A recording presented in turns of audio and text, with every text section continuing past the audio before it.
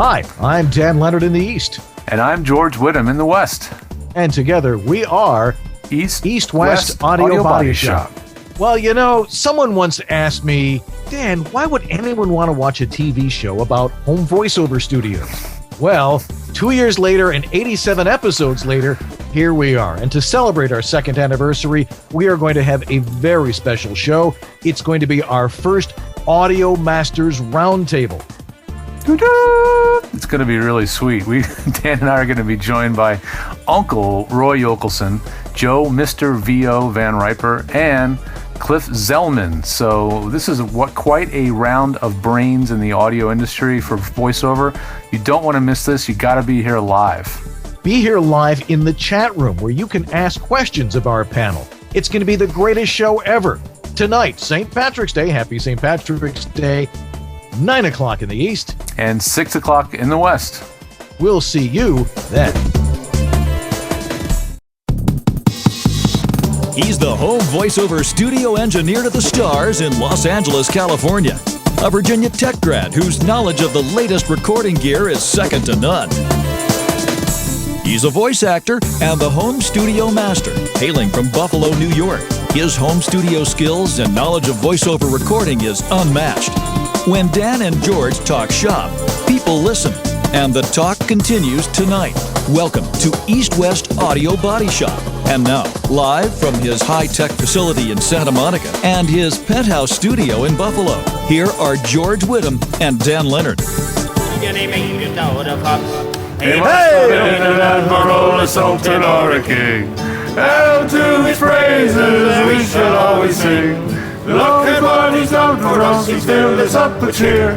The Lord bless Charlie Bob's the beer. Are you done? Yay! Oops, sorry. Sorry. I feeded out the wrong thing. That's what happens when I have too much fun on the show. Yep. How's everybody doing? Alcohol and broadcasting don't mix. Anyway, I'm still Dan Lenard in the East. I'm still George Whittam in the West. And together, we are East-West Audio Body Shop. Well, happy St. Patrick's Day, y'all. All right, if you're in Atlanta or Alabama, it's happy. Happy St. Patrick's Day, y'all. All righty. Well, we've got a great show tonight. This is going to be a little bit different than usual. We have a lot of guests with us tonight. It's going to be our first EWABS Audio Masters Roundtable, although I wrote it in the notes here as the Loud Table. So they'll be joining us. Yes, the Loud Table. Yeah, that makes sense. Joining us tonight will be a great crowd of guys, and we'll introduce them in a few minutes. Our good friend, Uncle Roy Yokelson, Joe Van Riper, a great blogger and a knowledgeable person on home voiceover studios, and Cliff Zellman, who will tell you how your audio is because he gets all of it all the time. And we want to make sure you guys understand what is the best way to get your audio out there. Of course, that's what our show is about, and that's what we're going to do tonight in just a couple of minutes. But we got a couple other things to talk about. I know you've got something about you had a problem with your Apple Genius thing the other day. No. And well, once in a while I call the Apple support phone line because I'll be sitting at a client's house and I will be completely and utterly stumped. Yes, you've heard it here the first. I can get stumped. Yes, that's true. So I called Apple and support, and I talked to them for a while. And boy, the Genius guy, it was a problem with the Thunderbolt display. That's the new really fancy schmancy 27-inch cinema display that Apple is making that plugs in with Thunderbolt and then has all sorts of ports on the back for USB and all sorts of junk. And anyway, we unplugged it from his Mac Mini. And I was going to mount it on an arm and then plug it back in. Well, we plugged it back in, it didn't work. This display has no power button. It has no power light. So it really gives you no feedback whatsoever as to whether the thing is even working, plugged in. You have no clue, not a clue. So anyway, we tried everything, switching cables, switching plugs, changing different computers, plugged in a MacBook Pro, nothing. I called tier 1. Well, I called support. And if anybody's called support and you know a little bit about the world of support, there's different tiers of support. So when the guy I was speaking with asked me if this monitor had a power switch, I immediately said, "Can I have tier 2 support, please?" Because if anybody should know what this monitor has, it's the Apple genius guy on the other end. And he clearly didn't know what we were dealing with here. So that was my little run-in with Apple support on Friday. And always never be afraid to ask for tier 2 support. As soon as you feel like they don't really know what they're doing, if they're whacking at sticks with a blindfold on in the forest, then pick another guy. Move on. Well, a lot of mixed metaphors in there, playing with a piñata with your answers there. Right. Anyway, I figured I could drink tonight because there's 4 other brains that are as good or better than mine. So my brain can run at a slower speed tonight. So I figured, what the heck? All right. Why not? Yeah. Well, I had an interesting week. I mean, first off, I warned everybody last week that I was going to start taking ukulele lessons. And I actually am now taking ukulele lessons. Ukulele. That's the only chord I know so far. But we're working on it. So the other night, now they say that dogs aren't sentient. Dogs, they're not really there. They're just animals of instinct. Sure. Well, my wonderful little Havanese Ari, he's very particular about his food. And the other night, Marcy had said, go get dog food during the day. Well, of course, I get involved with all the other stuff that I do here during the day. And of course, forgot. And dinner time comes and go, feed the dogs. And I'm like, oh, crap, I forgot to go get the dog's favorite food.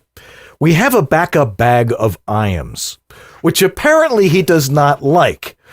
Because I got out the bag of Iams, put it in his bowl, and he walks over and he looks. I'm like, yes. He's like, okay, what do you want? And he looks at it, he backs off, and he lies down and just looks at me. And I'm like, oh, no. All right. Yeah, so we had to give him a little gravy. Then he ate it. Then I went to the store after dinner and got him his favorite food. And then he was like, it's like, expressed his opinion rather graphically. So if you think your dogs aren't really have an attitude or don't think, they do. Your dog must have a little bit of cat in him.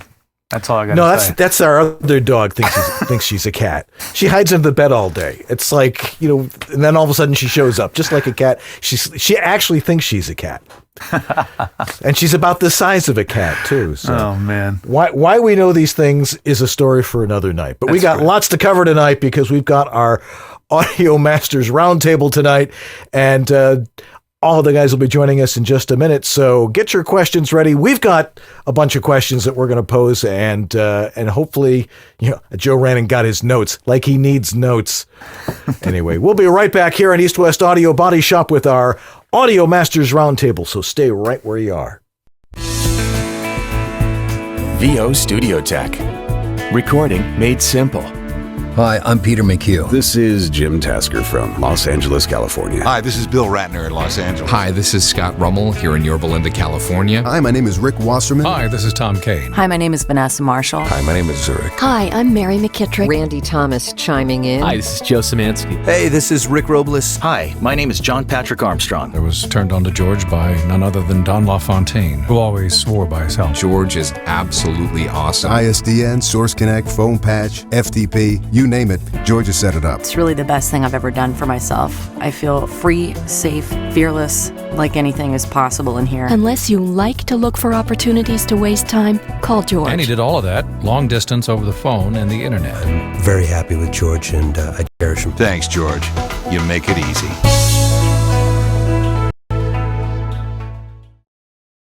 Now back to EWABS. Thank Dan and George's wives. For what? You have no idea. Now, here's Dan and George. All right. Yeah, you have no idea. None whatsoever. What goes on on a Sunday afternoon, sometimes on Saturday and stuff like that. Anyway, we've got our first Audio Masters Roundtable, and joining us tonight, if they would turn their cameras, are there all the cameras? Oh, there they are. Everybody's there. Joining us from right to left, that would be wrong to all right. right. We'll start. All right, well, we'll start with Roy. Roy's camera's not working. My for some camera's reason. not. But Uncle Roy Yokelson is here. We can all applaud for Uncle Roy. And Roy is a producer and director in New York City, and he's been doing this a long time. And, of course, he wanted to have his camera on because he likes to show off his Emmy. But no camera. But no camera tonight. Maybe it'll just pop put up on. a still of the Emmy, maybe. There you go. Try that. Okay. Yeah. Next to him, joining us, is Joe Van Riper. Joe, good evening. Oh, I think just start. Oh, now his. What the heck? Joe, switch This was back. happening before. Roundtable. Yes. Switch back to your other sound. Yeah, whatever was working there, Joe. Your eyesight camera sound. Oh, yeah. We'll come back to you. Yeah, I think it stopped. Okay. And joining us from Dallas, Texas, one of the great minds of our business, or at least in car spots. The man produces more car spots than any human being on the face of the planet, and does them in Mandarin. Yes, Cliff indeed. Zellman. Hey guys, it is great to be here. Thank you so much. It is a pleasure to have you, Joe. You got your mics that's figured awesome. out there, so. Now what? He got awful quiet. Unmute your mic, Joe. I might have muted it for you by mistake. Oh, Now it's buzzing there. I'm gonna drop back. See, we planned it this way just because you think it's going to be technically perfect. We wanted to do troubleshooting live on the show to show you guys Yeah, how much we know about troubleshooting. Just spent the last half hour doing that. Yeah, exactly. Anyway, well, we've got a bunch of questions I want to pose to our panel here, and I might chime in, but I want to hear what these guys have to say about these particular issues. I have 6 questions. I was going to go with 4, but Passover's not till next week, so that wouldn't have worked. See, now only a bunch of you got that, and I know Clifford got that, and Roy got that, but And now there's 3 of us. now there's 3 of us. Okay, what happened to the other 2? Never a dull moment. Never a dull moment. This makes It was working fine 10 minutes ago. All right. Guys, get back in the Hangout if you're watching. Oh, that's Now all what? good. Yeah, I think that was my iPhone with my Gmail. What the hell's going on in there, you guys? Exactly. All right. In the meantime, all of you guys are sitting there in the chat room going, what's going on in there? Is this really what they do every week? Okay, no, it's just telling me Joe Van Riper is going to EWABS Hangout. Well, I'm glad to hear that. He darn well better chime in again here. Anyway, we've got a bunch of different things we want to talk about tonight. And eventually these guys are going to come in here, so as we vamp trying to figure it out, we'll start with Clifford. Yes, sir. Question number 1. Okay, there's Joe. All right, we're getting better here. Question number 1 that I'm going to pose to our entire panel here. Soundproofing in a home studio. Impossible, plausible, inexpensive, and what's more important, soundproofing or room acoustics? Is this still up to me here? Okay, Soundproofing. Unless you are MIT, you are not going to be soundproof. It ain't going to happen. What we want to do and what we want to achieve is non-reflective surfaces, and we don't. Whoa, there's a great shot. We want to eliminate off-axis reflection. We want to eliminate short reverberation. As far as people going online and saying I'm making my room soundproof, it's never going to happen. Subsonics, if you have a house and through your foundation, unless you cut a 1/4 inch with a diamond saw around your entire foundation and raise your floor and spend, $80,000-$90,000, it's not going to happen. So really what needs to be done is to minimize the off-axis reflection. There are a number of ways to do that, and I know one of the ways to do that, and those of us in the engineering end are very excited about what Dan has to offer, and hopefully Dan will talk a little bit about that. Soundproofing ain't going to happen. Minimize reflection. Mm-hmm. All right. I agree. George? You want me to, I'll chime in. So soundproofing is, leave that to the commercial studios or the folks who are making million plus in a year incomes doing voiceover, because really it does take considerable construction to isolate your room completely, or even to even isolate it 95%. It takes a lot of construction to do that. The average studio I design and build, which are designed to be completely cost effective, really, no frills, just doing the right things the right way, the cheapest way possible, you're still looking at about $25,000, for an isolated studio with air conditioning and heating and everything that's quiet enough to work. So we really got to look at what is quiet enough, and that really is going to come down to: do you have to be available to work at a moment's notice on somebody else's schedule? If you have to work on somebody else's schedule, in other words, you got to be available at 2 and 2:15 and 4 and 6 o'clock, then you really do have to start investing in ways to quiet down your studio. But I think the vast majority of you out there are not working on that kind of a schedule. Most of you are working on your own schedule. You're working self-directed. You're working, you're being sent scripts that you have to record over the course of a day or a week. And so you have the luxury of working around noises. So, if you're going to spend any money on soundproofing at all, the most cost-effective place for you to do that is whatever window you have to the outside of your house, to your exterior, that is in the room that you're working in. That's where you can spend a little bit of money on either plugging the window or adding a second layer of glass or some sort of really thick, heavy, dense plexiglass or something to seal off a noisy, leaky window. George, can I let me throw something in here, George. If you do go the window route, try to get it so they're not parallel. Get them at an angle. A parallel sound will move the other side equally. Right. Try to get them at an angle. Right. That's why when you go into a recording studio, you'll always notice that the glass between the control room and the studio is at least this much of an angle between. My understanding of why they actually do that is so that the reflections from the sound coming from the talent is not reflected right back into the microphone. The research I've read said that in a home studio environment, unless you've got a really large air gap between both windows of a foot or more, that slanting one window doesn't help a lot because you're reducing the air volume between the two windows. So you actually end up working against the principles of having the biggest possible air gap. So, your mileage may vary on angling one piece of glass, but generally in a small space, it's a good idea because the window is going to be really close to the mic. And in a larger room where you're just doing an exterior window and just glassing it over, it may not be as effective. But, experiment. And if you have enough space to do the extra angled window, go for it. All right. Joe, is your mic working yet? Is it? It's not. Okay, turn it on. It's actually worse than before. Really? Joe, if Roy, are you in there? Joe, if you can I'm here. I'm just going to tell Joe just to say... what was the question? Never mind. The question was, the Holy Roman Empire was neither holy nor Roman.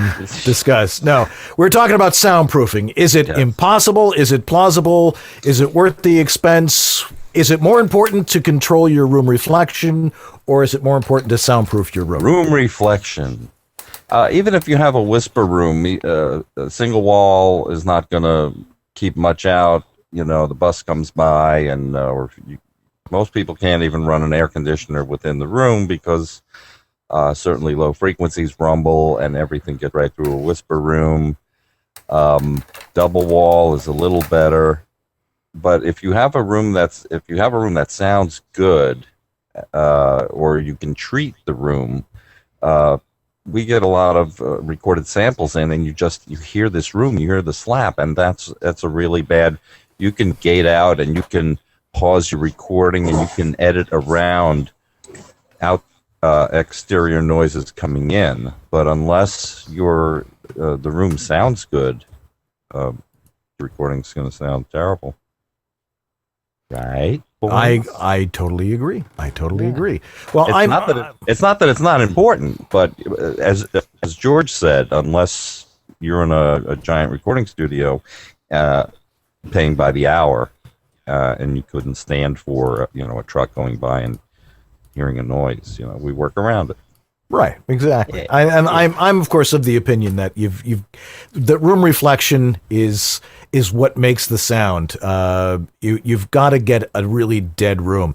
The more you're able to cut off a lot of the reflection, the more you can also cut down some of the noise floor as well, as some of that will get absorbed and not bounce around the room as much.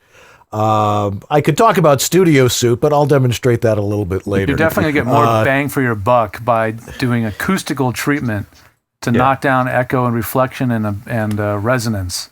Way more bang for the buck. You'll get a studio that sounds great. That studio will sound excellent, 95% of the time. The other 5% of the time, there's some noises, But blowing all the money on isolation, then not properly treating it acoustically, it'll sound bad all of the time. If you have a constant, like your furnace is running and there's nothing you can do about it, you may be able to phase reverse it and notch it out or do noise reduction and get that out. But if the room itself acoustically doesn't sound good, there's very little you can do about that. Yeah, I have found that, because we got a question here about what's better, studio bricks or whisper room. The fact of the matter is they're both going to cut off a lot of sound, but neither of them are perfect. They're both little boxes. Yeah, that's right, and they take up a lot of room in your house. It's probably better to find a way to isolate yourself best, and then really worry about getting rid of the physical noises on the outside. It's far less expensive to do that, and you can spend a lot more of that money on training and making yourself a better voice actor, which I think is far more important. Anyway, Joe, is your mic working yet? Make sure he's not muted. Joe, make sure you're not. Let's hope it's working. There you go. There we are. Joe Riper is joining us tonight. Yeah, it's the old computer fix everything. Turn it off. Reboot. When in doubt, reboot. What are your thoughts on acoustics versus isolation?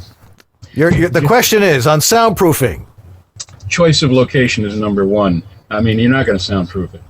What do you want, an anechoic chamber? No, it's any way you got moving air coming into a building, unless you make it completely airtight, watertight, you're not going to soundproof it. So your best bet is to choose your location.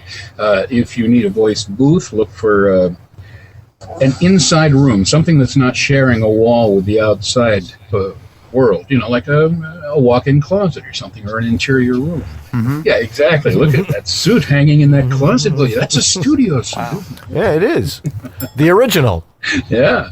But, the location, your choice of location, wherever you are, is your number one way of handling soundproofing. Once you find the quietest spot you got, as far away from noise as possible, then you can start dealing around with the expensive stuff, and you can get as expensive as you want to. There's no end to how expensive it can get. Oh yeah, and I think that's the main point, and I think that's what we keep trying to teach people here is you don't have to spend a fortune. It's not the equipment that's going to get you the work. That's right. All of a sudden, everything went suddenly quiet on me there. I don't know. Somebody turned off the air conditioner. That's why. Joe, your George, mic you don't is have muted. Crickets lined up for such pauses? Just check your mic. No, I think somebody's got. I keep getting muted. I don't know how that happens. But, somebody, I'm sure, must have brought up the idea of pointing out the difference between soundproofing and acoustics, right? Yes. Well, that was the intention of the question. Yeah. Was what's more important, soundproofing or sound dampening? Well, let me tell you, I just through whatever reason, not because I had any expertise at it or anything, I wound up by accident, really, designing 2 or 3 recording studios. I don't mean home studios. I'm talking professional recording studios.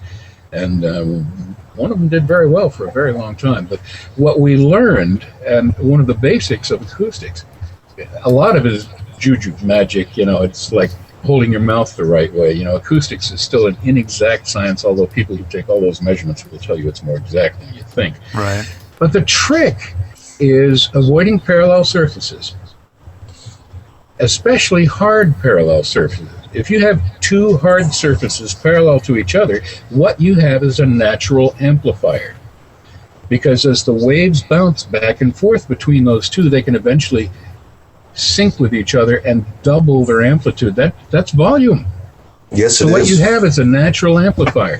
What you want to do, but you don't want a totally dead room either, because then you find yourself shouting into the microphone where people are wondering why it doesn't sound particularly real. The room isn't talking to you. Right. So my theory has always been, if you have a room, whether the walls are parallel or whatever, when you have opposing surfaces, make sure you have soft versus hard and alternate all the way around the room. Just make sure you never have two hard surfaces opposing each other. But if you alternate hard and soft surfaces, you're going to wind up with a somewhat live room that then you can fine-tune with bass traps and baffles and stuff like that. But you're going to have essentially the basics of a live room that is acoustically tenable. I'd prefer to record in my rec room, and everything's cool until about 5 o'clock when the neighbor lets their dog out and teases it with the Frisbee, and the barking starts. So then I have to come in and use the whisper room. But I like the room that has a little bit of character. Exactly. In fact, the more space you have around you, the better you're going to sound, really, as long as you've got control of the acoustics. It takes a tremendous amount of work, and the studio suite takes you a long way to get there, but it takes a tremendous amount of work to make a small ISO booth, whisper room, whatever you, a closet, anything. It's very difficult to make it sound anywhere as close as nice as a larger room that's been acoustically treated. Exactly. It's a lot of work. What do you guys think is the ideal size for a recording booth? Yeah, I was going to say you better finish that sentence. Anyway. No, I was what I meant. No. Sorry, I'm blaming the hop devil. I like a booth that you can fit two people comfortably, so you could do couple spots, or you could go in there with your ukulele or your bassoon or whatever you got, and record some music. If you're going to have a really small room, you're going to have to angle the walls. So. Mm-hmm. Yeah, I was about to add that. One of the tricks that I've used in studios in the past is where you don't have the room. As soon as you bring in one of the walls from one corner, you've eaten enough floor space, and floor space is king in a voice booth. So what I learned was that you can start at floor level, and you can angle those walls in so they're narrower up at the ceiling. And they're still not opposing, equal surfaces. You got a tilted wall, but you still haven't given up any floor space. Yeah. And then I also would hang a bar from the ceiling and C-clamp mic stand extensions to that, and I'd run the mics down from the ceiling. Yeah, that's cool. Yeah. That's very cool. Yeah. What I have found, now, using my studio suit, I had this bizarre theory about a year ago, and George will attest to this, that it would be a good idea to have a round studio or a round booth, or at least angle off all the corners. By using Studio Suit, this is why I really like this, is I'm able to cut the corners, and I actually am able to create an uneven surface all the way around, along with absorption, and it seems there's like no reflection in there at all. The key word there is uneven. Right. If it were a round studio, you would have other problems. I'd make it a little more oblong. You definitely don't want a cylinder, that's for sure, or parabolic surfaces. All right. Well, as John McLaughlin used to say, item number 2. Move it along, little. Yeah, it's moving along here. But I think we reached I think there was a fair consensus on that. But I think we reached a consensus on those things. Consensus is Question number 2: buying the right stuff.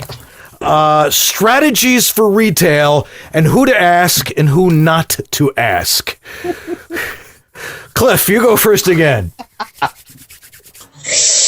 There's so many opinions, and there's so many places that people go, and there's so many posts on Facebook and so many discussions like that. Really, to me, those that have really found what works best for them are obviously those that do their homework, those that do a little investigation into what they actually need. I think we're all in agreement that less is more. The shortest signal path from point A to point Z is best. But honestly, if you are unsure and you don't know, don't ask a salesman.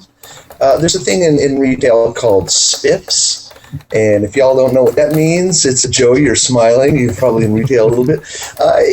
You can buy one microphone, the salesman makes 50 cents. You can buy another microphone for the same price. Salesman makes $18. Well, don't go with what the salesman suggests. Go with what Dan suggests, what George suggests, what Joe suggests, what Dan Friedman suggests, what I would suggest. Those that do this every day, that are in the fields. What sounds good. Okay. Holy smokes! That's somebody's some soundproofing in their room, huh? Sounds like ventilation just kicked on somewhere. Somebody flushed the toilet or something? I don't know. Continue, Clifford. I muted Joe. Guess what? It's gone. Okay. I feel better. I don't want to be the plumber on that job, that's for sure. What sounds one way in Guitar Center, what sounds one way in somebody's studio, you go to somebody's studio, you use a mic, you love it.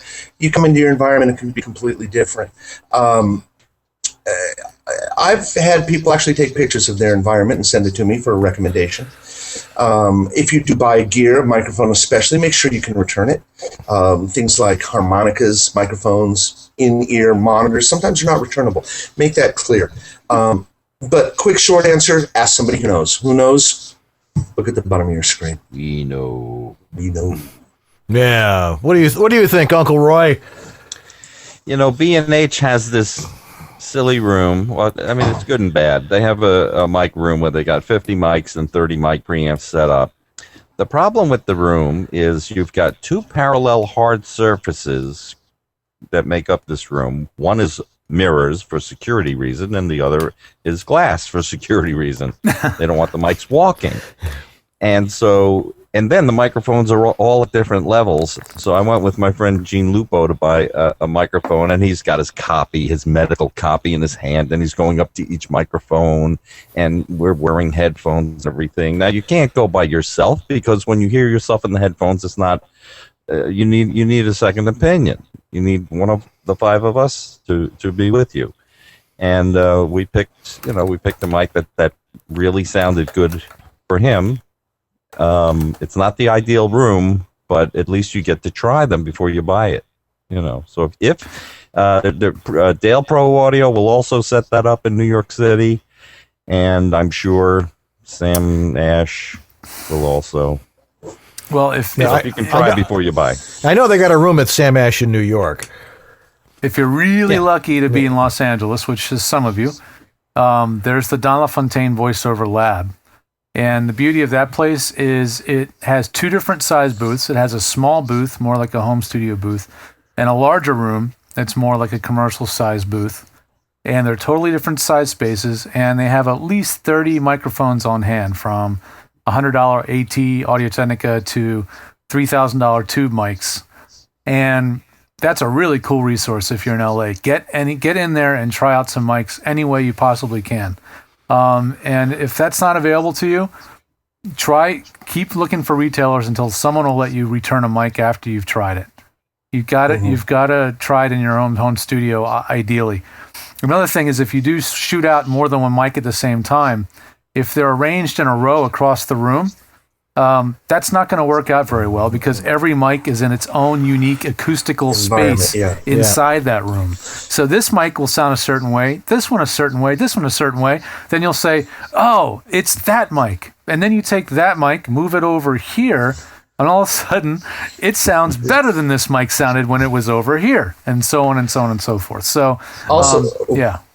Go ahead, let me jump in here real quick. If you do go into a room like what Roy was discussing, or a place like Guitar Center, make sure you use the same chain. In other words, kill the mic pre, use the same cable, use the same mic pre. Don't use different mic pre's with different microphones. It's going to alter and change the sound. That's what they do at B&H. Yeah. But that might not be what Tad does over at the Spring Valley Guitar Center in Plano. Yeah, Joe, you on there? I hope so. It is working. Oh, is it really? Sounds great. Great. Well, then, real quick, let me say, Go for it. You got to consider the kind of work you're going to be doing. Yes. And you also have to, for example, if I'm going to be working for Cliff and I'm going to be selling 100 car dealer spots in a day, chances are I'll be bleeding from the lungs and the microphone will be exhausted at the end of the day too. Well, you don't necessarily need this. You could get along with something that's going to be able to stand up to the pressure. It's all really, there's so many variables to it. What I would suggest is if you know somebody who's an engineer at an audio studio and they're familiar with your voice, take them with you when you go to check out the mics.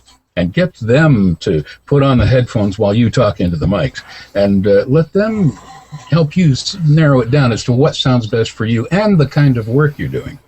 Yeah. Usually a couple of Jack Tacos is good payment, Yeah. For me to, meet you down there at Guitar Center. Sure. Buy me a couple of Jack Tacos and a Dr. Pepper. I'm a happy guy. There you go. See, now, I've always been of the opinion that there's only one place you can test your mic for what's going to work for you, and that's in your own studio. True. Yeah. And I know, and it's difficult to do, but I have never found that sitting in a room and listening to myself on headphones is ever going to tell me what mic is going to make me sound best.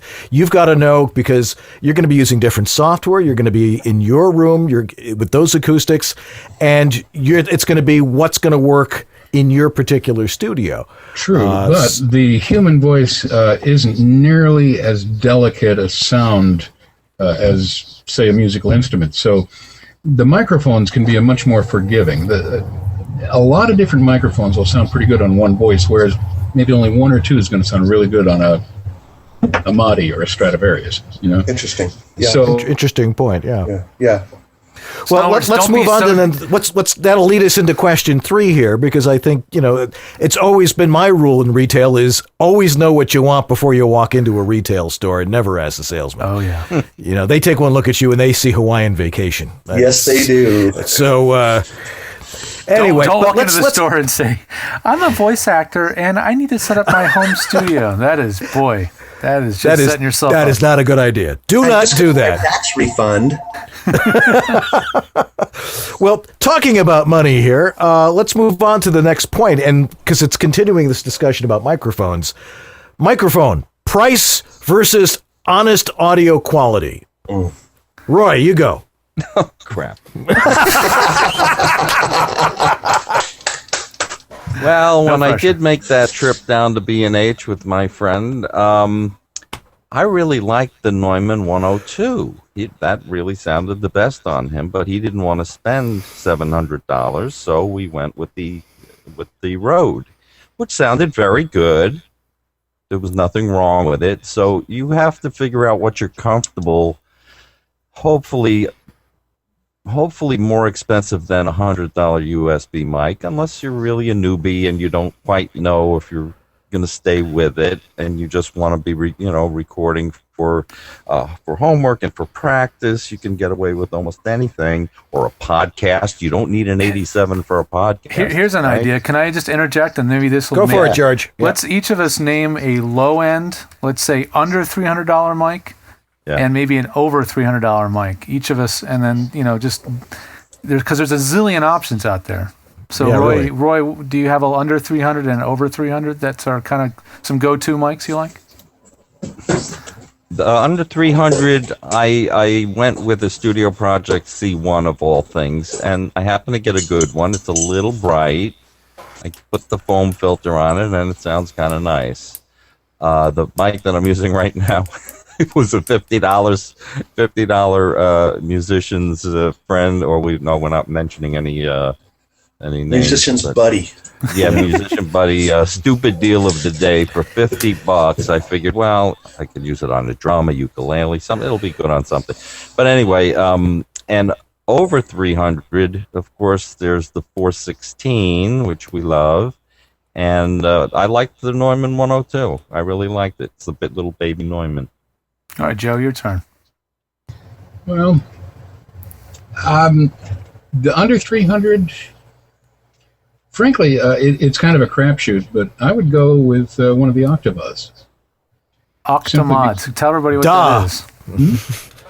No, the Octava, the Russian mic. Oh, Octava, yeah. Because they're a little iffy, because you never really know what you're going to get. Some of them are great, and the exact same model can be absolute trash when you get it and try it out. But boy, when they're good, they're wonderful, and they're not expensive at all.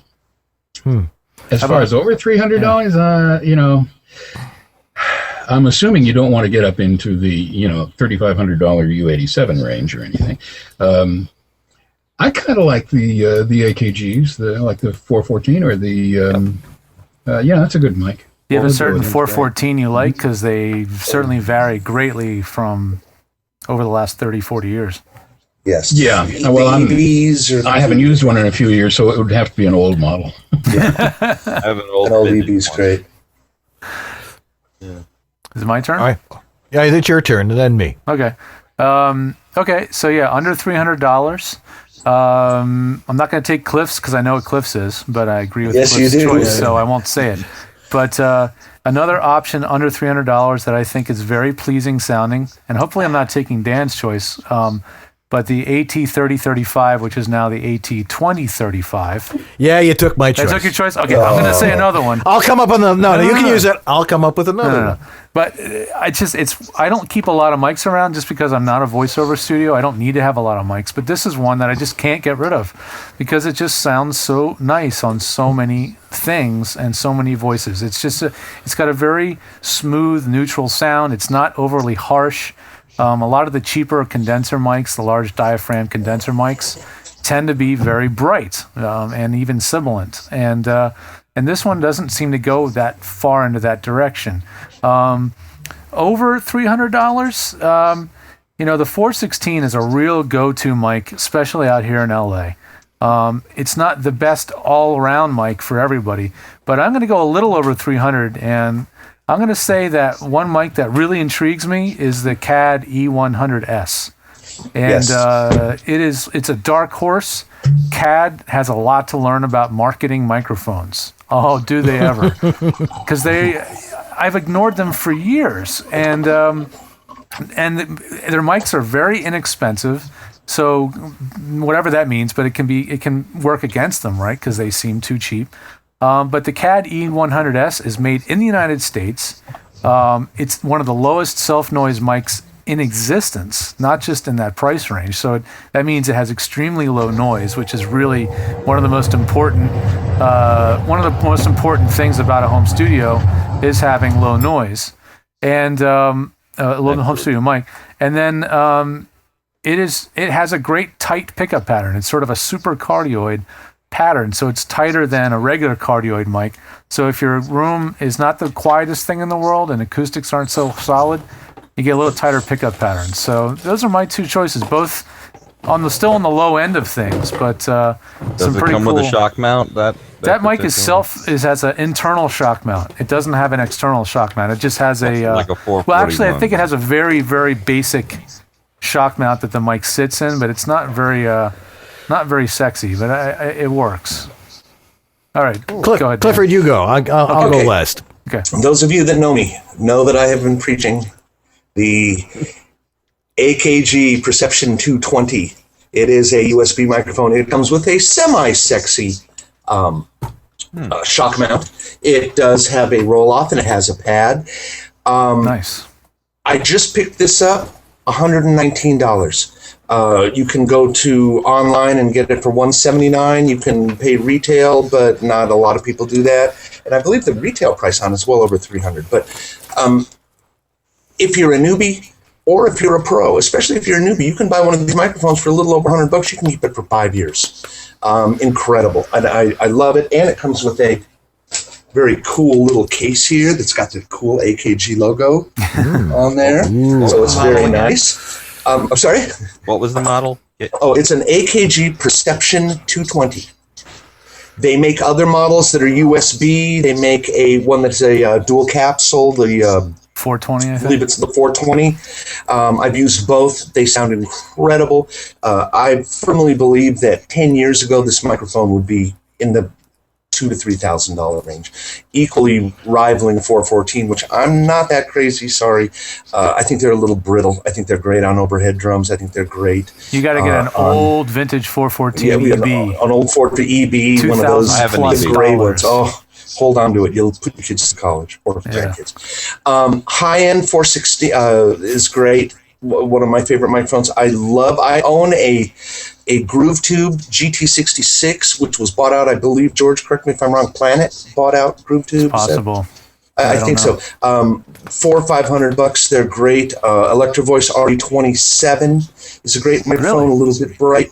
But for the money, I mean, if you're going to go 200 and below, Perception 220. If you're going to go above 600, 416 is great. But George was right. They're not for everybody, and you really have to find the proximity. You get too close, you're sibilant. You get too far away, it sounds weak. But there is a sweet spot on it. Very small, but once you get it, it's awesome. Oh, it is awesome. So that's really it. I mean, if you want to go the 87 route, you can't argue. You want to go a C12? Give me a call, baby. Just show me some pictures of those. My favorite.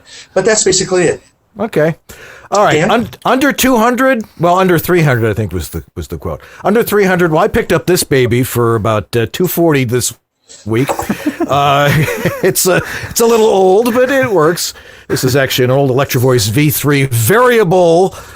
Been looking all over for it. There's a whole other story to that. But I'm gonna shock everybody here. Not that I haven't done that before. As I put this back on top of my radio display here. Well, I waited for this mic to come out, and I was actually pretty impressed with what it does.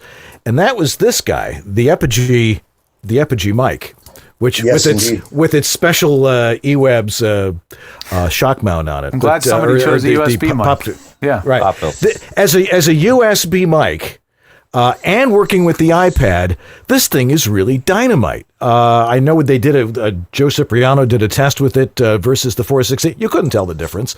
It has a tendency. It's not very forgiving if you pop your peas in it, but it's because you can control the level very, very easily.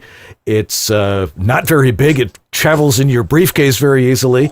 But I used it in the booth here, and honestly, I recorded an entire book with this. So, and nobody complained. They said, boy, that sounded darn good. So I tend to think that with something like that, the acoustics of the room, going back to our first discussion, is far more important than the microphone. That's right. But when you go up to $300, I'll go with my trusty TLM 103. Everybody says, it's a little low end.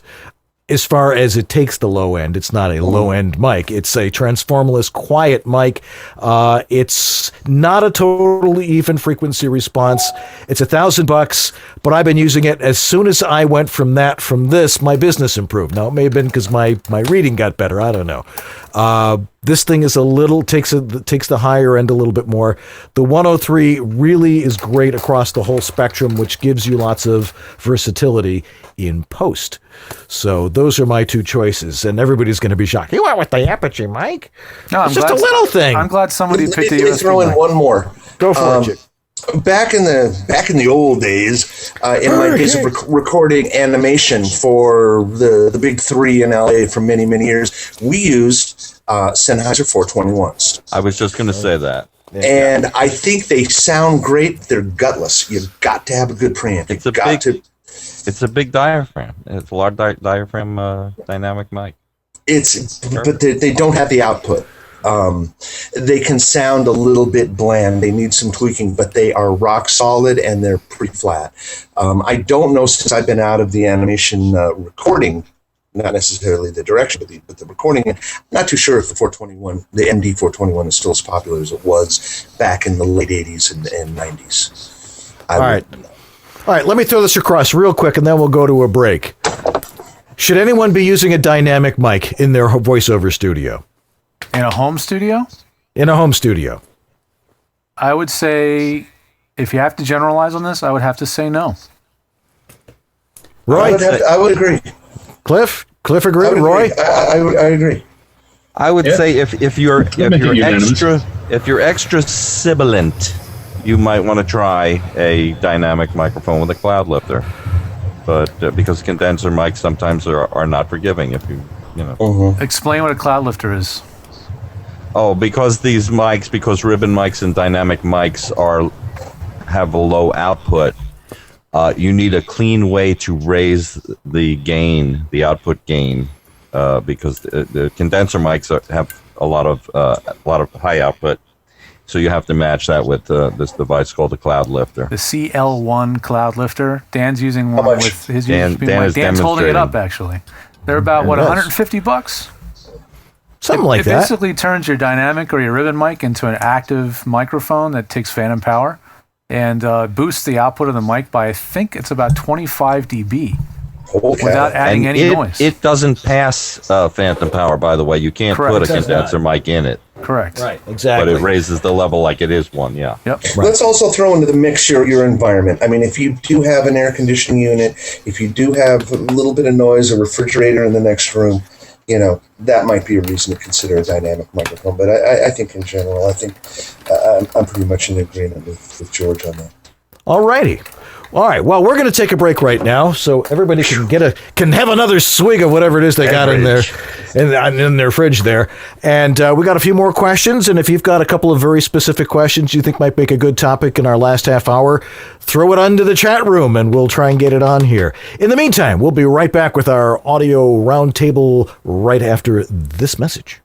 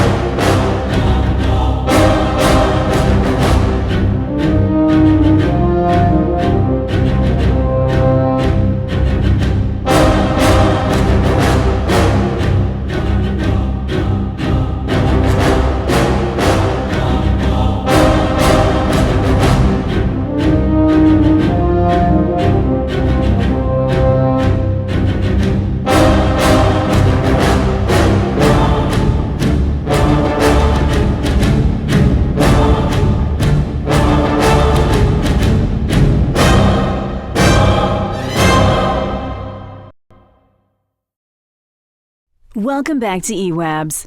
We were expecting you, but we still didn't bake a cake. Here's Dan and George. And I think we're back. All right. The conversation just goes on. It's like we're blabbing away. That's right. Oh, it's a TV show. We forgot. Anyway, our guests tonight, Joe Van Riper, Cliff Zellman, and Uncle Roy Yokelson in various places all over the place. Should we do announcements? We can do announcements. So why don't we play the announcements jingle? You got it. All right. Just sit back and relax. Yeah, funny thing is, Roy, I'm going to be moving real close to you here. I know you'll be ready for the barbecue. You guys done? Yeah. You guys are on there, okay? All right. Anyway, is this thing on? Is this thing on? All right. Announcements. By the way, did you know this is our 2-year anniversary? This is the beginning of our 3rd year of East West Audio Body Shop. And I'm not going to say who I told it to. And I said, hey, I got this great idea. Who would want to listen to a television show about voiceover studios? Exactly. I don't know. There's like 60 people. We get 70 people showing up a week here and hundreds watching afterwards. I guess I was right, but we're bringing you all the best guys tonight, and hopefully you're getting something out of it. Hopefully making it fun too. The chat room is full of congratulatory things about the. Yay, chat room. I can't believe it. It's just way too much time spending time in this room. The chat room is its own but anyway. show. Yes. We'd like to thank, of course, our donors. Guys, you guys have been great the last couple of weeks. If you want to help us out, I think, George, you described it best. We're busking here. Yeah, basically. We're street performers, but at least we're entertaining you. With the ukulele. That's right. Well, I put the ukulele away, but it's we need your help. We need your donations because if you don't want to have those national spots interrupting me while I'm talking, well, maybe while I'm talking, but while our guests are talking, we need your help. And because it gets more and more expensive, the better this show gets. That's right. The more it gets more and more expensive, the better this show gets. Yes, I couldn't have put it better myself. Echo chamber person. What? But anyway, the more of you guys that watch live on Ustream, the more it costs us to do the show. So We want to keep coming live, so the donation button on the homepage, EWABS.com, is the way to do that. And we'll take any denomination, or actually dollars and US dollars is what we need, but we'll take any amount. We'll take it. Any amount. Currently have 203 viewers. Isn't that good? Fantastic. All right. Followers. Or yeah, well, whatever. Okay. Also, like to thank our sponsors, Harlan Hogan and VoiceOver Extra, John Florian, and your name could be right here. That's right. You could be right here on the screen, just like Dan Lenard's studio suit logo you see right here. It could be you right here. Your name here. Oh, there it is. There's the graphic. Yeah. Sorry. Oh, your name here. Okay. There it is. Yes, that could be you. That could be you. Yes. See, we need help. We're not a high budget show. We'd like to be a higher budget show. Yeah. Anyway, also like us on Facebook and follow us on Twitter and subscribe to us on YouTube. And if you want to watch the show, watch it on YouTube or afterwards. If it's after the fact, you'll find it over on YouTube. Right. And what's the deal with our podcast? Is that working now? Yeah, actually the podcast is working. We don't have the last 8 or 10 shows on podcast form yet, but thanks a lot to one of our subscribers, one of our members, Lee Penny, to help us fix our iTunes podcast feed. We are now finally back in the iTunes store. So if you go in the iTunes store and type in EWABS under the search, you will find our podcast on there again. So we're really excited about that. And that's a fun way to be able to follow the show and listen to us while you clean the house, while you're driving to your grocery store, or while you're falling asleep at night, which is actually how I listen to the show. That's pretty weird, isn't it? Yeah. My wife doesn't sleep very well, but anytime we go see Cirque du Soleil, so I'm going to get the soundtrack for Cirque du Soleil. She can't take the excitement there. She really can't. But anyway, let's get back to our Audio Masters Roundtable. Yes, sir. A bunch of geek gods discussing voiceover mythology tonight. Question number 4. External preamp and channel strips. Yes or no? Front end stuff. Roy. If you're a newbie, or if you're or if you don't know what the heck we're talking about right now, channel strip and mic preamp with fancy gadgets other than gain, you probably don't need it.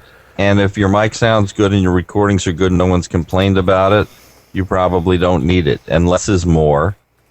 And if you know what you're doing, like any of the 5 of us might, and any pro who's had their studio set up properly by George or Dan or somebody, and trained them how to use it, then it would be appropriate. Cliff.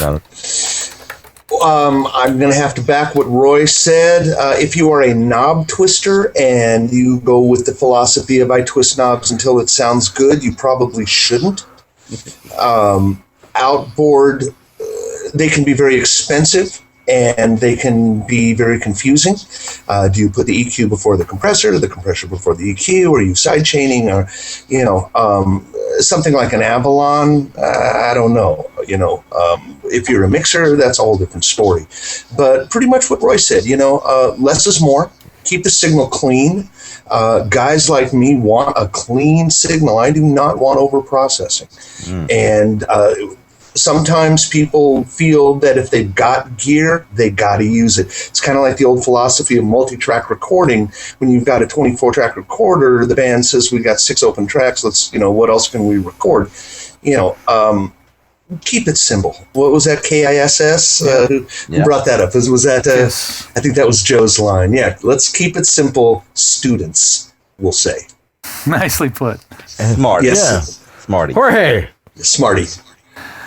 Yeah, front-end processing is, I think, something that should only be done by kind of a select few of you out there who have to do ISDN sessions where you're going to be recording with studios who are not going to be doing any post to your audio, which I'm finding out now and more that is happening more readily now.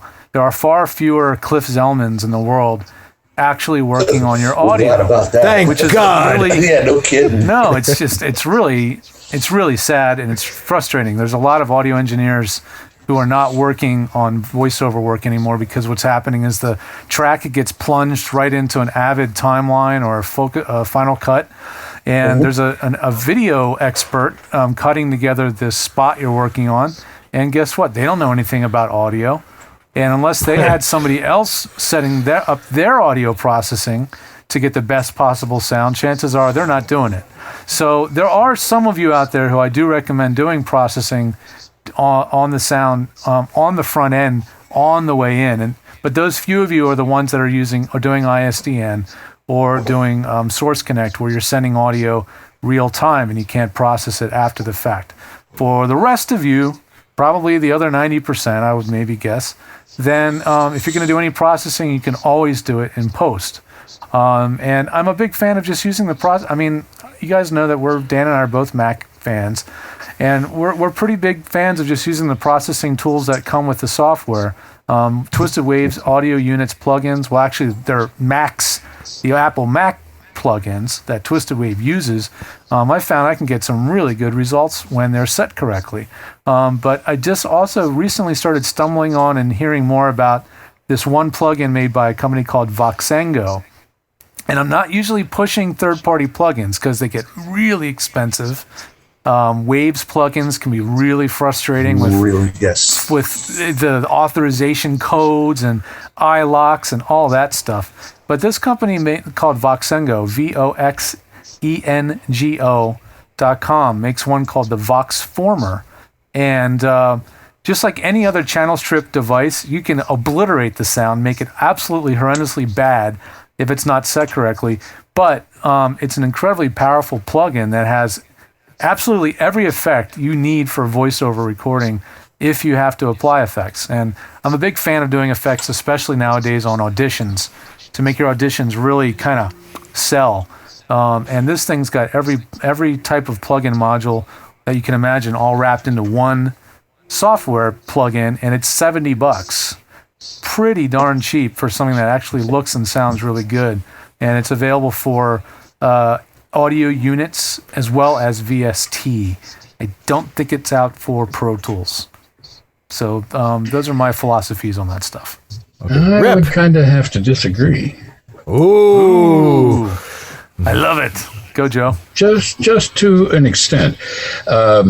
First of all, whether you need an external preamp or a channel strip, forget all about the DSP stuff, the compressors and the limiters and all that stuff. Just from the standpoint of getting the best possible sound from your microphone, most of the built-in preamps that are in most of the software that's out there, or most of the interfaces that are out there, are not really that great. I mean, they're okay. You can get by with them.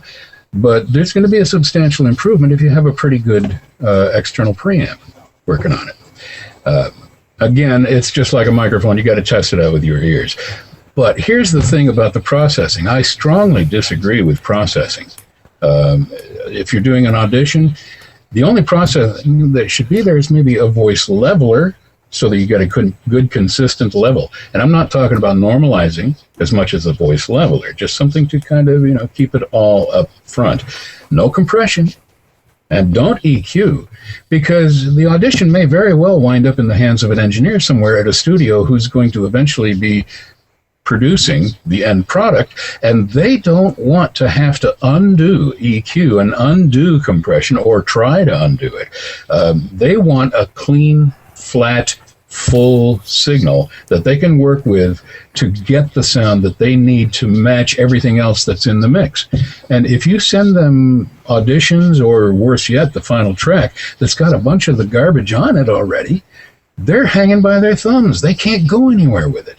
And that's a problem, and it's going to cost you money in the long run. That's my philosophy. I wanted to mention that now I lost my train of thought. Go ahead, Cliff. You wanted to say something. You just tell me jumping in there. Yes, Joe's absolutely right. Over-processing, and a lot of times in production, you're not the only one talking.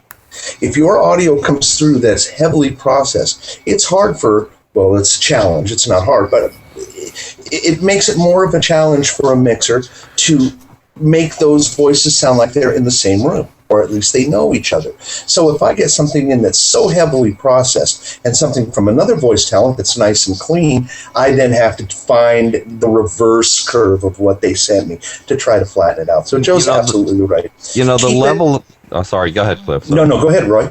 No, I was going to say, the leveler thing, it's kind of, it's companding, it's compressing and it's expanding to make it even. So you don't want to do too much of that either. What you want to do is learn good mic technique and learn better to be a better voiceover performer rather than relying on electronics to even you out. Don't fall off at the end of a sentence. Find out where you need to breathe to keep your level consistent. What do I tell all those people that hire me? I get hired, I would say maybe once or twice a month by a voice actor who's, maybe not in LA, but they're in some other part of the country. And they're gunning for the same jobs as, Brian Lee and Jim Cutler and all those guys. And they know that these other actors are using a lot of front-end processing. And how do I know they're using a lot of front-end processing? Because they send me samples that they got from those clients, and I hear all the processing. So now everybody feels like they need to compete now with the Brian Lee guy, the Brian Lees out there. And if you guys heard, like in the last 6 months, Brian Lee did a very very candid interview where he really did explain his entire signal path and how he does it. And now I'm getting people coming at me saying, I want that sound, I want that sound, I want that sound. They feel like they're losing out to those guys who are doing the front-end processing. Yeah, see, I don't know. Go ahead, Jeff. Go ahead. I compete for voice work every day. I mean, that's how I make my living. I'm no longer an engineer. I was a studio engineer for some years, but I'm a voice actor, and that's how I make my living. And I don't want to mimic somebody else's sound or try to achieve somebody else's sound. I do the best Joe Van Riper on the planet, and nobody else is going to beat me at it. So that's what I'm selling. Mm-hmm. That's right. Yeah. Oh, that's right. Now I'm always of the opinion, if you don't know what something does, you don't need it. And there's an awful lot of people not knowing what certain things do. And this is sort of leading into some of the other questions we can quickly go over, and we get some questions from our chat room. But, I'm always of like George and I teach, because I teach beginners, people who really are the last thing they recorded on was a Sony cassette recorder. They've got to understand certain things. When you start getting into processing to try and make your voice sound a certain way, I think it's intellectually dishonest. As a voice actor, you are trying to sell your voice. And my favorite statement about this is the idea of a home voiceover studio is not to make you sound great. It's to make you sound like you. That's what you're selling. That's who you are. Unless you're doing promo work, of which we can count the guys making any money on that on one hand, until you reach that level, or unless you're really going at that sort of thing, it's best to stay as basic as possible and keep it clean. Maybe that's the more stuff you add, the more stuff is going to go wrong with it. Maybe I'm getting hired by a lot of these, if you want to call them something better than 1%ers, but maybe I'm dealing with a lot of 1%ers, and they're all gunning at each other across, the room, trying to get that better sound, get the leg up, So maybe it's not completely relevant to the rest of the business, but this is just the feedback I'm getting now from my clients, at least those folks. So, there's no right answer here, but knowing what your client actually wants from you is one of the most important things of all. If you don't know what they want, what if they don't know what they want? What if your client doesn't know what they want? Then I feel we'll know it when we hear it. That's right. You know it when you hear it. So I totally get it, you guys. Your points are absolutely true. Your sound is your sound, and it's unique to you, and you shouldn't be trying to compete with anybody else with your sound. But at the end of the day, those guys casting promo and that kind of work, aren't they listening for that little thing, and it's not always the actual voice quality?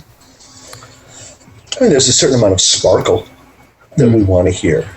But or you mean delivery style? for promo work. God, I wish I had a nickel for every producer that's ever asked me to give it more sparkle. Give it more sparkle. Yeah.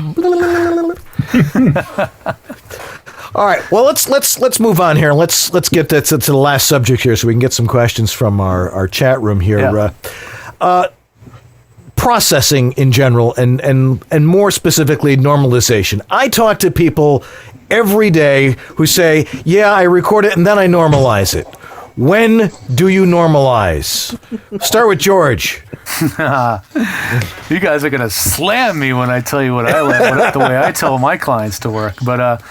If I'm setting up processing for somebody, one of the things people hire me for all the time is to create processing stacks for them in Twisted Wave. And I'm doing that mostly so that they get some really great kick-butt sounding auditions. So when their audio is being played right next to somebody else's in a chain of about 150 samples, that it's not much quieter and it isn't too in their face, it's just in the pocket, right? So one of the things I tell my users that are going to be doing this kind of processing, where they really aren't going to be tweaking anything themselves and using a preset, is I actually do tell them to normalize their audio before it's processed. And the reason I do that is it's to ensure that the levels that go into that processing chain do have a consistent peak level. And so that if they do something, if their levels are not particularly consistent, and I'm working with a lot of people who are new voice actors and they're not real great yet at hitting -6 to -3 peaks on every single take and every single style of script. So when they do normalize to say -3, which is what I recommend, not everybody does, but I just say -3, then it makes sure that the gating or compression or anything that is going on that audio file is being triggered at about at a consistent level. And I think that really helps a lot of my clients get to an end product that sounds great more quickly than other techniques. So I'm not using it to make up a lot of gain. If you're using normalize to make up more than, say, 5 or 6 dB of gain, record it again. Don't because you're just going to add a lot of noise. I know you guys are going to say this too, but for me it's just a calibration thing. Joe Van Ripper. Well, the nice thing about digital is you don't have media noise anymore, so you can get away with a little bit of gain adjustment here and there without having a lot of hiss and stuff become present. But really, the only time I would use normalize or any kind of volume adjustment like that is you get into a session, you've done sessions for this guy before, and it's always been right here at this level, and all of a sudden you say, we're going to do some soft sell today, and you've already done 2 takes, and he's not going to wait for you to sit there and adjust your levels and try to, get back to it. So you may wind up, he's going to say, that's the take I want. Clean that up and send it to me. And you look, I use Pro Tools, forgive me, but I'll go in, I'll highlight the take, I'll check gain and have it tell me what the exact record level was that I took it at. If it's out like a -10, I go, and that's the take he wants, and he directed the session. I'll normalize that sucker because it's digital. It's not going to bring up a lot of tape hiss. But that's what normalization is for, as far as I'm concerned, is for when you get caught in a session where you can't keep chasing after the gain, and the client decides he wants something that really is not at optimal gain. You give them what they want, and normalize will get you there. Right. I do my own thing. First, I normalize to 100%. And with that, you can see the few spikes that just kind of don't belong there. And then I take those down, gain-wise, by hand. I'm kind of a human compressor. And get things a little more even. There's only going to be a couple of these spikes. Then I high-pass filter and get rid of a lot of room air and noise floor. Then I normalize to -3. And the compressor that I have set up, that's where the threshold is going to kick, is when... Uh-oh. He's there. Keep talking, Roy. Roy, make sure your mic didn't get muted by chance. Sometimes it mutes We don't without intention. Oh, you know what? Yeah, mine did too. It did. Right. Yeah, Okay. I'm sorry. Go Where ahead. was I? So anyway, I normalize. I take these peaks down by hand like a human compressor, and then I high pass the whole thing to get your noise floor nice and low and clean. Normalize to -3 and put my compressor on there where I know the threshold, the -3 normalization is just going to touch the compressor a little bit, just enough. And just normalize to -3. I go with the -3. It also depends on, is your voice the only thing in the final piece, or are they going to add music to it? Because you certainly don't want to give them your voice really loud, and then they can't, then the mix is going to be a mess. Zellman. Well, I'm basically going to go with what everybody said. The only thing that I'm going to bring in that wasn't mentioned was I like to do spot normalization. In other words, if everything is pretty good top to bottom and there's a couple things that are lower, I'll just highlight them and bring up the gain, match them up, close my ears, give a listen, use my ears. I trust my monitors, I trust my room. I've certainly heard my mixes plenty on the radio, so I know what I'm getting. But all I ask is the audio that I get between -6 and -3, like George said earlier. Yeah. But everything that everybody else has said, I'm with them, and not really much more to add to that. Yeah. Now, except what Dan is going to say. Dan. Okay. Yeah. I'm a full-time voice actor, and I do a lot of auditions, and I do a lot of e-learning work, a lot of long format stuff. My clients rely on me to push the stuff out, to make their stuff sound the way they want, because they're not audio guys. They're a bunch of corporate weenies. Hopefully none of them are watching right now. But for commercial stuff, if I'm doing a commercial audition, I generally will record as hot as I possibly can without overmodulating and get the most out of my signal from the get-go. If I do any minor compression to get some of the peaks out, I might normalize to get it up to -3 or something like that. But normalization to me should be a subtle little adjustment, not to bring up a little tiny waveform up to 100%. But that's the mistake I think a lot of people make. But anyway, all right. Well, we got to take one more quick little break here, and then we'll get some questions from the audience. So why don't you get that one racked up, George? Our friends from VoiceOver Extra, and then we'll be right back.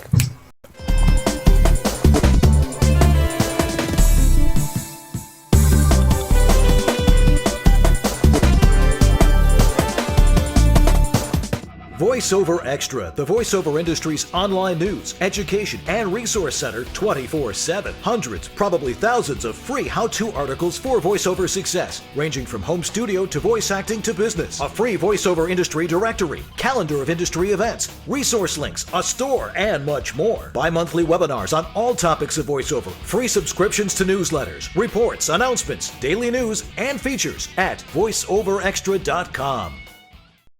And now back to the only webcast done with 2 cans, 2 geeks, and a string.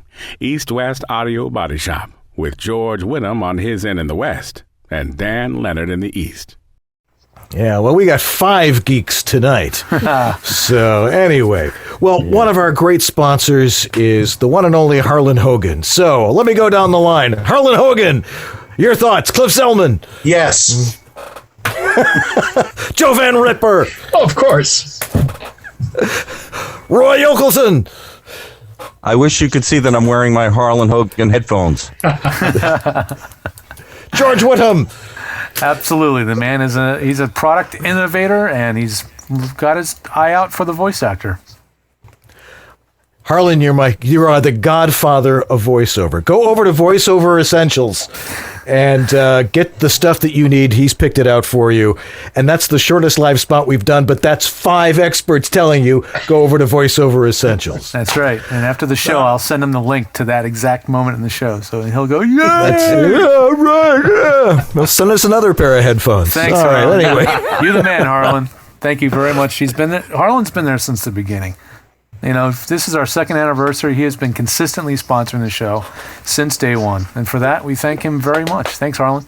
Absolutely. VoiceOverEssentials.com. Okay, did we have some questions? Was anybody collecting questions in the chat room? I think they wanted my Kugel recipe or something. I don't know. All right. I do. Raisins or no raisins, Roy? Raisins. Right, definitely raisins. Yeah. Definitely raisins. If there were questions, they flew past so quickly in the chat room that I didn't get a chance to copy and paste any. So now's your chance. All right, so if you have a question, now is the time to ask it.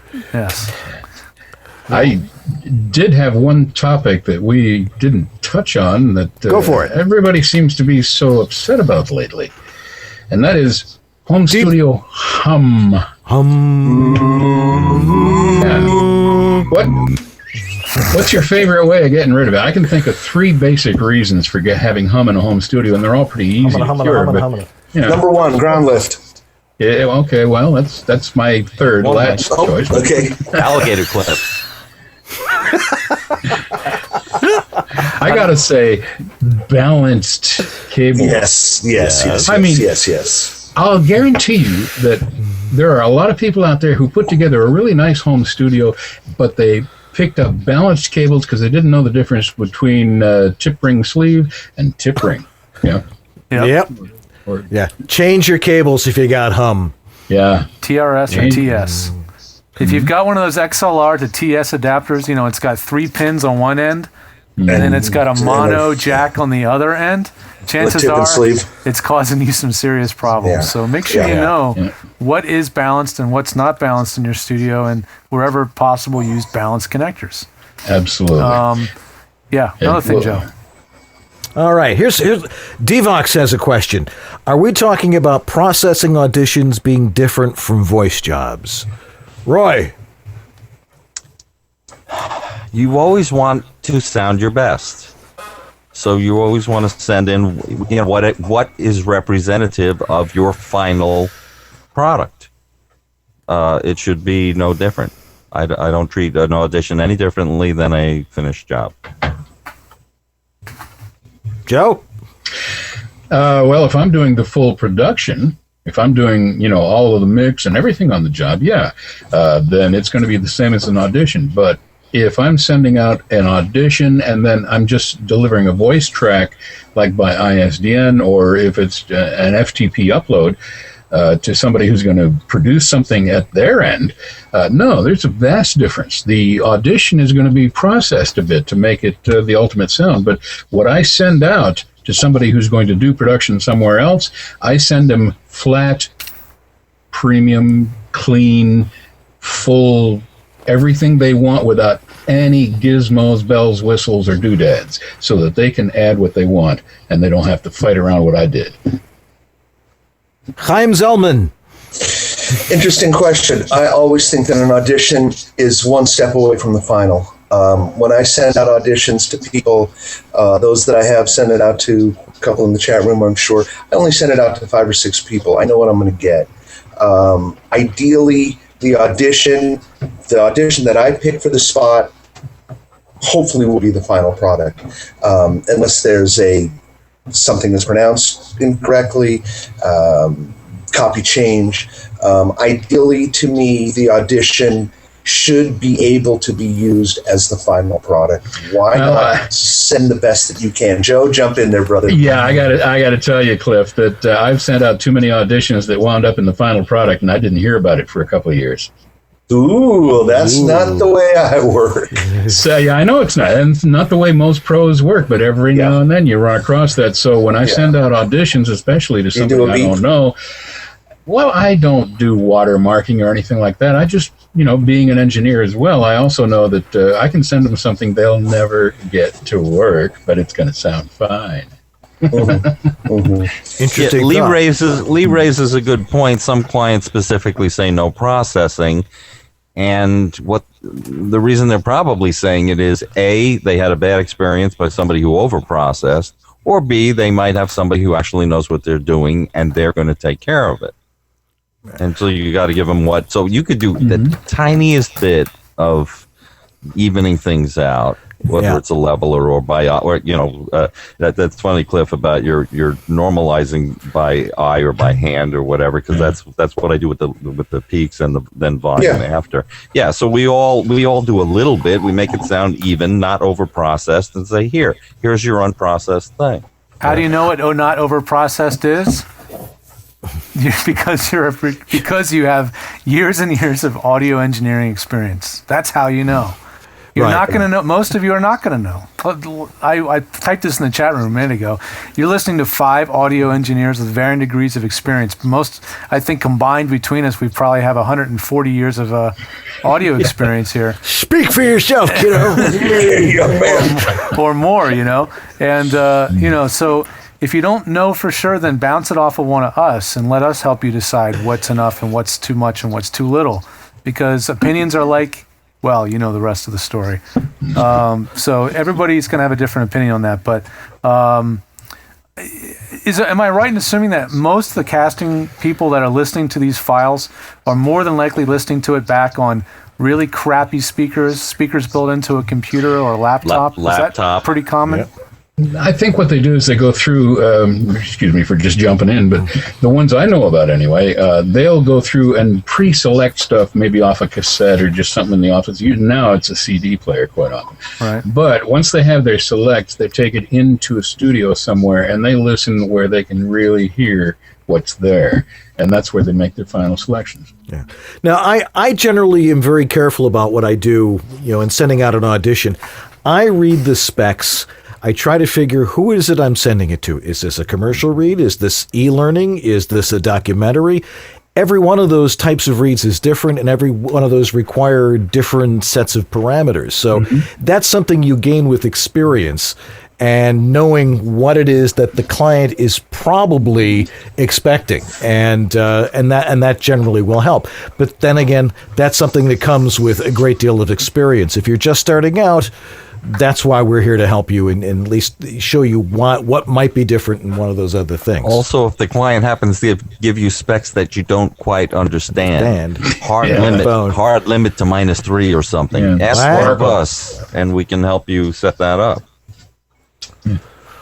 Right? You see any other questions in there, George? Well, there was a question from Devox. So what chain do each of you guys do sweetening?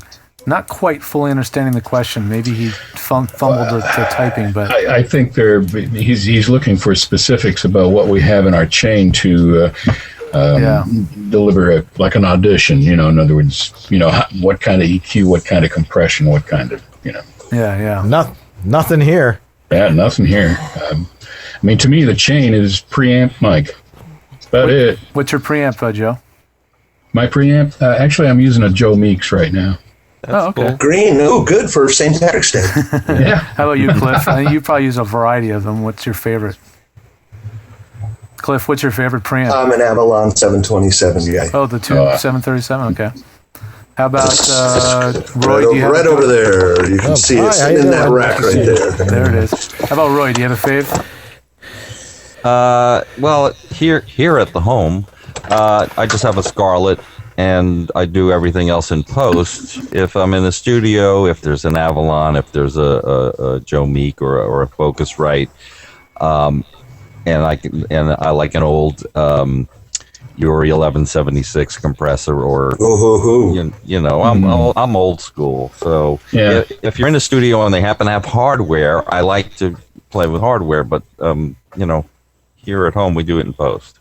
Yeah, I have a great geek joke since you brought up an 1176. I don't know if you guys have heard it. Go for it. Very, very quick. LA2A sitting in a bar. 1176 walks in, starts beating the crap out of him. LA2A looks up and says, "Why are you so quick to attack?" Sorry. There are 5 people who got that joke. There's only 5 people. What? Oh, thank you. All right.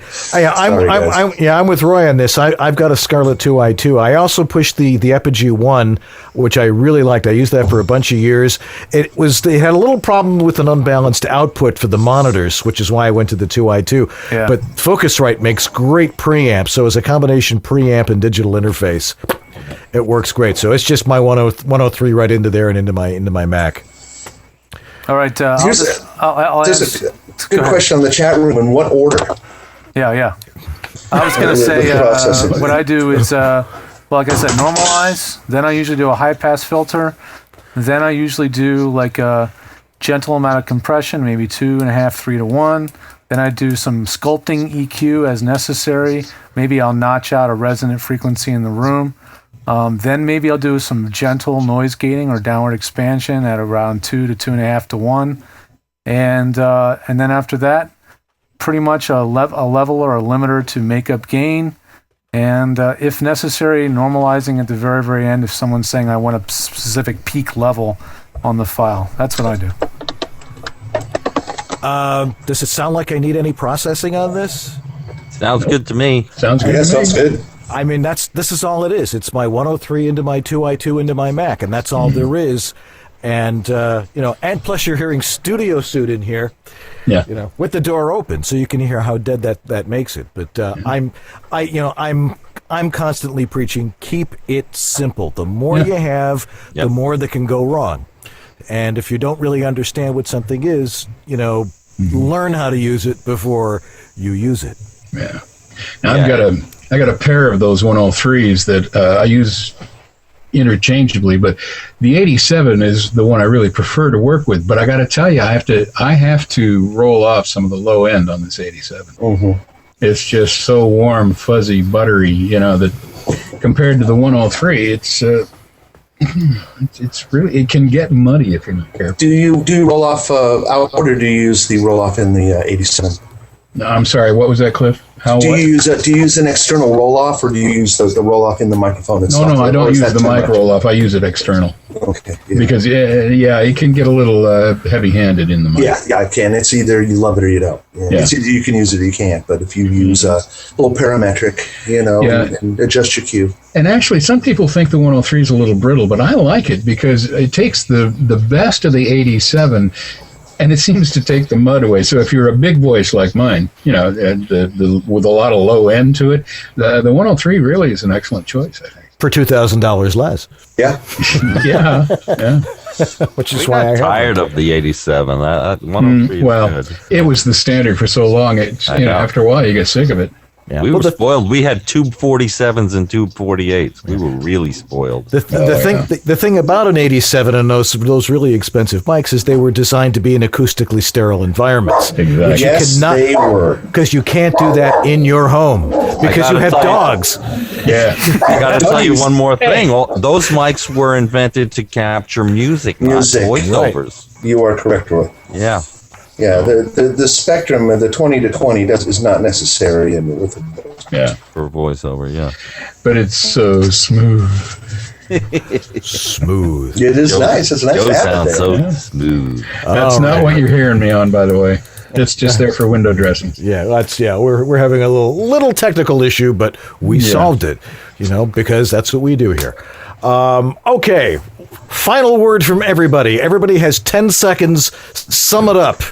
Cliff Zellman. Lightning round. Thrilled to be here. I would love to hear your audio if you have any questions. Those that don't know my email address, I'm very easy to find. Send me 15 seconds, 20 seconds. Love to hear it. Tell you what I'm hearing. And possibly give you some pointers. I am grateful for George and Dan for putting on 2 years. Yay, congratulations of EWABS. I love it. I try to watch them as many as I can. And it's great to be in the company of these other 4 gentlemen. So I'm just thrilled to be here. Thanks, guys. Very good. Joe Van Riper. Not even sure what I'm doing here. I just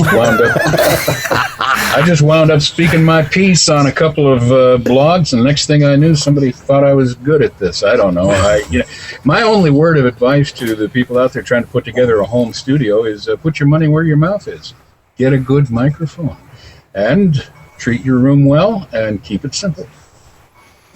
Roy Yokelson, Uncle Roy. Keep it simple, and maybe invest some money in coaching and get a good voice delivery going and learn how to work your good microphone. It all has to start at the source. Yes, you need a clean room, but you have to have your skills up, mic technique. I'm thrilled to be with the four of you other guys. And yeah, send Cliff or me or any of us, send us your stuff and we'll rip it. No, we'll tell you all about it. Yep. All righty. Well, I think it's like 10:36, so we don't want to take it too long here. And I can't be yelling at everybody because Jacob has to go to bed. Anyway, but gentlemen, thank you so much for being here for our first Audio Masters Roundtable. Happy anniversary. Happy anniversary. And St. Patty's Day. Happy St. Patty's Day to everyone. Absolutely. And an early Arab Passover. Thank you. Yes, we'll do that one next week. Speak. 3, 4, 5. Hey! Sorry. Never mind. It's the Hop Devil. Alrighty. Next week, you thought these guys were great. We're going to have a great time next week as well because our guest is somebody who everybody loves to hate or loves to love, but he's a great guy, and once you get to know him, he is a wonderful person. J.S. Gilbert will be on our show next week, so you do not want to miss that either. He is a wonderful guy. He knows this business as well as the rest of us, and he is somebody worth listening to. So join in next week. On the 31st, we're going to do another Google Hangout, so we need your reservations for that. We'll remind you about that next week. And then on April 7th, we have Joyce Castellanos will be with us here on East West on the Audio West Coast, Body Shop. Castellanos, sí, señor. Mm-hmm. All righty. Well, that's going to do it for us tonight. Thank you so much for being in our chat room and joining us here. It's always a pleasure. Haven't been able to pay as much attention tonight as usual because we're just having our regular roundtable of guys here and having a good time. Any final thoughts, George? No, but yeah, as always, you can send samples to me as well at on my vostudiotech.com website. There's the sound check tab. And you can click on there and drop a file in there. My Dropbox is broken right now because I'm having a fight with the system that I use to put my Dropbox on there. So if anybody has an idea how to do a better Dropbox on your website for files, let me know. But anyway, you can send it to me any way you want. Email attachments, not my favorite because I get a zillion attachments, but anyway, you can send it to me. I'm at george@vostudiotech.com, and I'll be giving you extremely objective commentary on your sound quality and not about your performance. I'm all about the technical side. Right. And if you want to, my Dropbox is working. So if you go over to homevoiceoverstudio.com and click on the collection sample bottle at the bottom, you can Dropbox your stuff in there, and I will give you an honest evaluation of your audio. And it's not necessarily something going to be wrong with it. I'm going to say, hey, that's pretty darn good. And if there's something minor, we can discuss it. But it's important, I think, and I think all of our panel would probably agree, very important to have a meta person listen to your audio. You only know what's coming out of your own studio. Listen to the guys who listen to a lot of studios and listen to what is really going on out there and what is really bad audio. I think we should bring back bad audio the week one of these days. Absolutely. George, are you listening to music or something? You're bopping. Yeah, he's listening to Irish music or something. Oh, okay. Oh, he's queuing up some Irish music. Right. Also, there's somebody we keep forgetting to thank every week, and that is if you love our intro that we do every week, it's the one and only Dave Quavassier voiced that for us. So we got to remember Corvo. Corvo. Yes, he is a great guy. Alrighty. Anyway, well, that's going to do it for us tonight. For all my and everything, I'm Dan Lenard in the East. And I'm George Whittam in the West. Glad you're still there. I'm and Roy together, Yokelson in the East. I'm Cliffy, right in the middle. Where are you, Joe? Oh, I'm a few miles from Uncle Roy. Oh, okay. All right, never mind then. All right. But together we are all East-West Body Shop. Have a great week, everybody. We'll see you next Sunday night. Yeah.